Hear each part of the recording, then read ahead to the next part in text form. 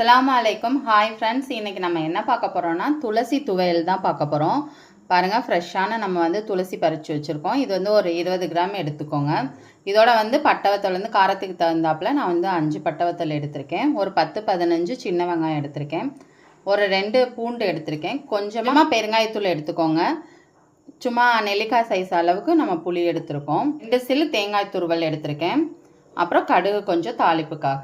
இப்போ நம்ம எப்படி செய்கிறதுன்னு பார்ப்போம் வாங்க. ஒரு 2 ஸ்பூன் நல்லெண்ணெய் ஊற்றிக்கலாம். எண்ணெய் சூடானதும் கடுகு போட்டுக்கலாம். கடுகு பொரிஞ்சதும் ஆனியன் சேர்த்துக்கலாம். இப்போ பட்டை வத்தல் சேர்த்துக்கலாம். இதோட புளியும் சேர்த்துக்கோங்க. தேங்காய் துருவல் சேர்த்துக்கலாம். பெருங்காயமும் சேர்த்து நல்லா வதக்கி விட்டுக்கலாம். நமக்கு இந்த அளவு வதங்கினது போதும், ரொம்ப இதெல்லாம் வதங்க வேண்டாம். இந்த அளவு வதங்கினா போதும்.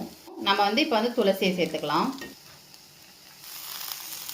துளசியை சேர்த்து நல்லா வதக்கி விட்டுக்கோங்க. இந்த அளவு லைட்டாக வதக்குனதே போதும். நம்ம வந்து இப்போ அடுப்பை ஆஃப் பண்ணிவிட்டு ஆறின பிறகு நம்ம தேவையான அளவு உப்பு சேர்த்து நம்ம அரைச்சி எடுத்துக்கலாம்.